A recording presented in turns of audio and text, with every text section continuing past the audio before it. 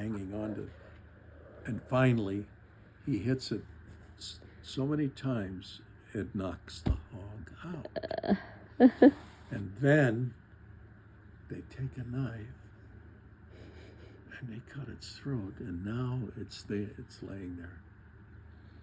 Well, the life's blood is being drained. Then they hang it up by its hind legs on a wire. It drains completely. And now you open it up and you take all the entrails out. And then the entrails, they wash the guts, the entrails, they're tubes. And then they start scraping off the coarse outer skin, the hair and the skin. And then they start cutting up the meat. Yeah. And then they have grinders, those metal grinders that, and you stuff the meat in there and it comes out like hamburger.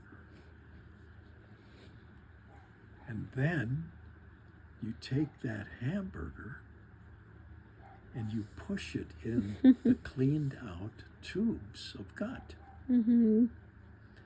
And then you cut it, and then you twist the ends. They'll tie the ends, and they'll take that and they'll hang it up in what they called they had it looked like a garage, but it wasn't that big, but it was like a garage. What was it called? There's a name. And that's where they hung their meat. Cool.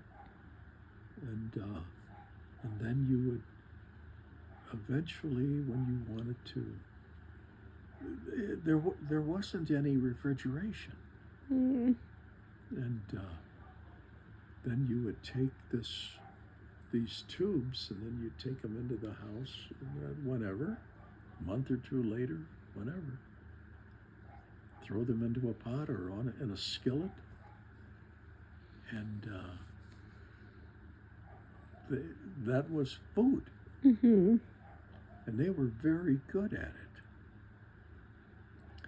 I saw them do that too with turtles, great big snapping turtles from the pond. They had 3 or 4 ponds on their property. And the uncles would take a big net and one on that end of the pond and